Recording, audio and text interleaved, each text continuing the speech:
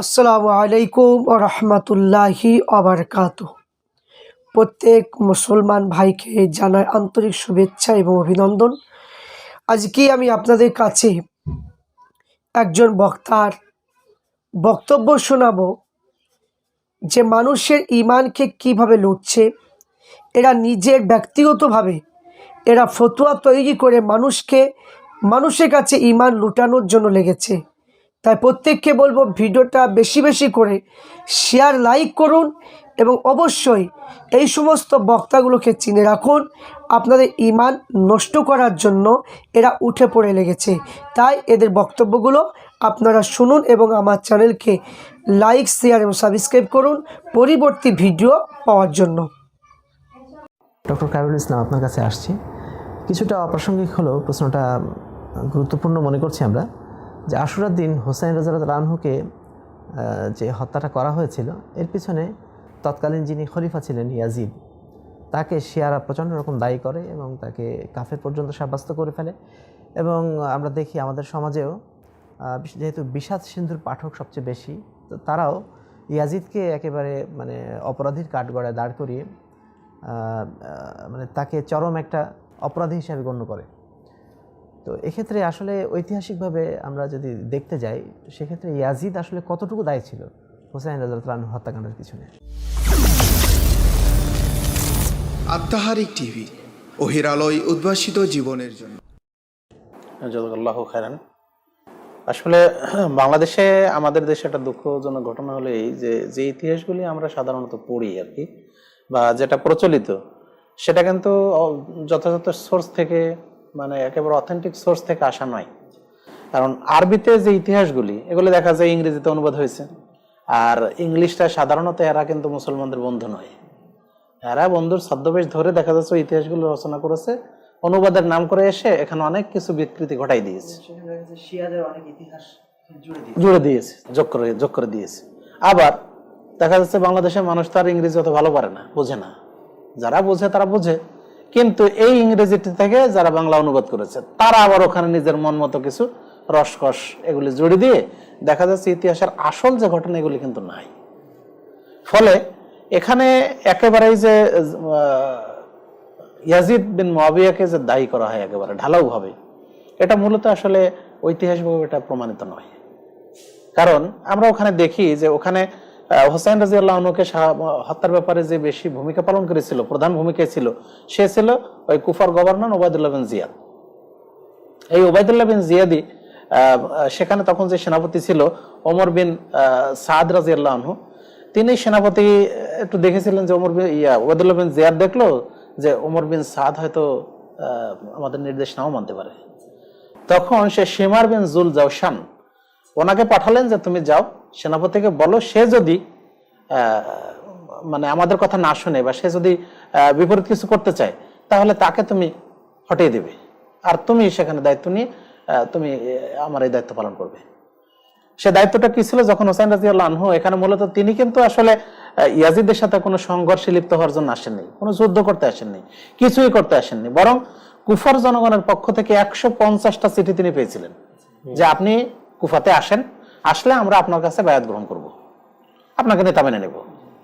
তো এই বর্ষতা স্বীকার করার জন্য, আনুগত্য করার জন্য তাকে কিন্তু ডেকেছিল। সর্বশেষ যখন তিনি হোসেন রাদিয়াল্লাহু তার চাচাতো ভাই মুসলিম বিন আকিল এর চিঠি তিনি পেলেন, তখন তিনি বিশ্বাস করে মনে করলেন যে ঠিক আছে, তাহলে আমি কুফাতে যাই। যদিও সে সময় বেঁচে থাকা 4 জন সাহাবী, আব্দুল্লাহ বিন জুবায়ের, আব্দুল্লাহ বিন আব্বাস, ওনারা কিন্তু নিষেধ করেছিলেন যে আপনি ওখানে যাবেন না। কিন্তু উনি মনে করলেন যে আমি তো আসলে ওখানে কোনো হত্যাকাণ্ড ঘটানো বা ওখানে কোনো বিশৃঙ্খলা সৃষ্টি করতে যাচ্ছি না, এত মানুষ যখন চাচ্ছে, এত মানুষের চাহিদার প্রেক্ষিতে আমি সেখানে যাই, মূলত এই জন্য তিনি এসেছিলেন।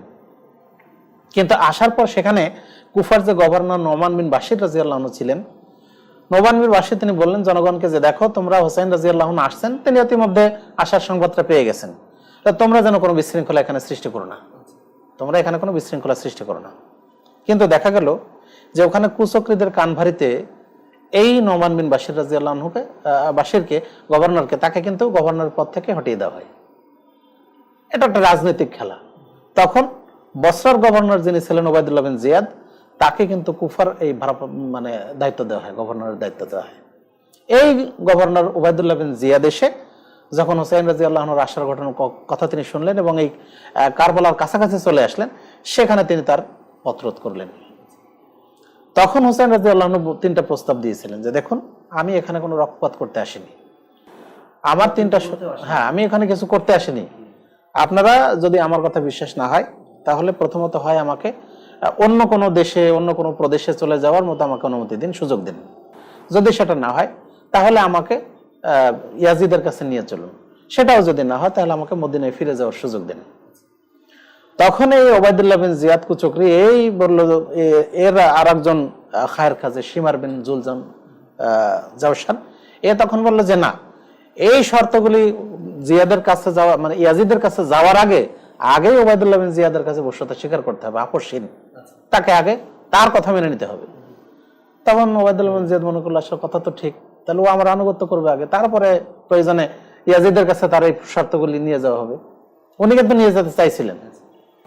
এরপরে সে নির্দেশ দিল যে সেনাপতি ওমর বিন সাদ যদি রাজি না হয় তার সাথে যুদ্ধ করতে, তাহলে তুমি এই দায়িত্বটা গ্রহণ করবে, এই শিমর।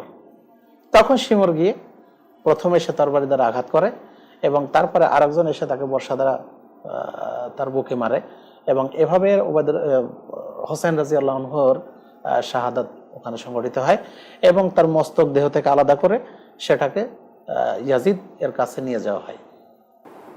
যখন ইয়াজিদ তিনি এই হোসেন রাদিয়াল্লাহু আনহুর এই ছিন্ন মস্তক তিনি দেখলেন, তখন তিনি বলেছিলেন যে দেখো, এই ওবায়দুল্লাহ বিন জিয়াদের সাথে যদি হোসাইনের কোনো মানে আত্মীয়তার সম্পর্ক থাকতো, তার যদি কোনো রক্তের সম্পর্ক থাকতো, তাহলে সে অবশ্যই এই কাজটা করতো না। এবং সবশেষে সে তখন আল্লাহর কাছে দোয়া করলো এবং আল্লাহর কাছে এই বলে দোয়া করলো যে আল্লাহ, তুমি ওবায়দুল্লাহ বিন জিয়াদকে তুমি লানত করো, অভিসম্পদ করো, তার উপর তোমার অভিসম্পদ বর্ষিত হোক। কারণ তার সাথে আর ওবায়দুল্লাহ হোসাইনের সাথে যদি কোনো রক্তের সম্পর্ক থাকতো তাহলে সে এই কাজটা করতে পারতো না। এবং সে আরো বলল যে আমি এই হোসেন রাদিয়াল্লাহু আনহুর এর হত্যা ব্যতীতই আমি ইরাকবাসীকে আমার বর্ষতা স্বীকার করাতে পারতাম। এর জন্য হোসেনকে হত্যা করার দরকার ছিল না। এমনকি হোসেন রাদিয়াল্লাহু আনহু ইয়াজিদ সে তার মৃত্যুর আগে আল্লাহর কাছে সে কিন্তু দোয়া করতো, কান্নাকাটি করতো এবং সেটা বলতো, আল্লাহুম্মা লা তুআখিজনি লিমা লাম উহিব্বুহু, হে আল্লাহ, আমি যেটা পছন্দ করিনি সে বিষয়ে তুমি আমাকে গ্রেফতার করো না, ওয়ালা উরিদুহু, এবং আমি যেটা করতেও চাইনি, অর্থাৎ হোসেনকে হত্যা করার বিষয়টা আমি কিন্তু চাইনি, বাট আমি পছন্দও করিনি। ওয়াহকুম বাইনি ওয়া বাইনা ওবায়দুল্লাহ বিন জিয়াদ, আল্লাহ তুমি আমার ব্যাপারে, আমার মধ্যে এবং ওবায়দুল্লাহ বিন জিয়াদের মধ্যে যে ঘটনা ঘটে গেছে এ ব্যাপারে তুমিই ফয়সালা করো। তাহলে দেখা যায় যে এই যে ঢালাও ভাবে ইয়াজিদকে যে আসলে দায়ী করা হয় বা তাকেই দোষী করা হয়, এটা আসলে ঐতিহাসিকভাবে প্রমাণিত নয়, বরং এর জন্য মূলত দায়ী ছিল ওবায়দুল্লাহ বিন জিয়াদ। আচ্ছা, তার দায়টা কি চাপিয়ে দেওয়া হচ্ছে ইয়াজিদের উপর? আর এক ধরনের দায়টা চেপে যায় এই কারণে যেহেতু তিনি দায়িত্বশীল ছিলেন, উনি খলিফা, ইয়াজিদ গভর্নর। আর এরপর আরো একটা কথা এখানে চলে আসে, সেটা হলো যে খলিফা হিসেবে তিনি গভর্নরের বিচারও তো করতে পারতেন। কিন্তু আসলে আমরা রাজনৈতিক বিষয়টা এমন যে সব জিনিস সবসময় ইচ্ছা থাকলেও সম্ভব হয়ে ওঠে না। ধরেন আলী রাদিয়াল্লাহু আনহু যখন খলিফা হন, ওসমান রাদিয়াল্লাহু আনহুকে শাহাদাত করে দেওয়া হলো, তো ওসমান রাদিয়াল্লাহু আনহুর বিচার তো আলী করতে চেয়েছিলেন, কিন্তু সময় সুযোগের অপেক্ষায় ছিলেন, সে সুযোগ তার হয়নি। এভাবে হয়তো ইয়াজিদের এমন কোনো অপারগতা ছিল, অক্ষমতা ছিল যে কারণে তিনি করতে পারেননি, এই জন্য দোষটা তার উপর চাপিয়ে যায় বটে। কিন্তু ইতিহাস তো প্রমাণ করে না যে এই ব্যাপারে তিনি দায়ী ছিলেন, কারণ তার এই কথা প্রমাণ করে যে আমি ইরাকবাসীকে এই হোসাইনের হত্যাকাণ্ড ব্যতীত আমি তাদেরকে আবশ্যকতা স্বীকার করাইতে পারতাম, আনুগত্য নিয়ে আসতে পারতাম, এটাই প্রমাণ করে যে তিনি এটা চান নাই। আরেকটা জিনিস এখানে যোগ করতে পারি যে দেখেন যে রাসূল সাল্লাল্লাহু আলাইহি ওয়াসাল্লামের একটা হাদিস যেটা আমরা বুখারীতে পাই, বুখারীর 2924 নম্বর হাদিস, যেখানে রাসূল সাল্লাল্লাহু আলাইহি ওয়াসাল্লাম বলছেন যে ব্যক্তি প্রথমে রোমকদের রাজধানী বা রোমকদের যেটা বলবো রাজধানী কনস্টান্টিনোপল, এইটা অভিযান করবে তাকে সে ক্ষমাপ্রাপ্ত হবে, এদের একটা ঘোষণা কিন্তু রাসূল সাল্লাল্লাহু আলাইহি ওয়াসাল্লাম দিয়েছেন। আর ইয়াজিদের সেনাপতিত্বে কিন্তু এই কনস্টান্টিনোপল বিজয় হয় বা প্রথম অভিযান তিনি পরিচালনা করেন।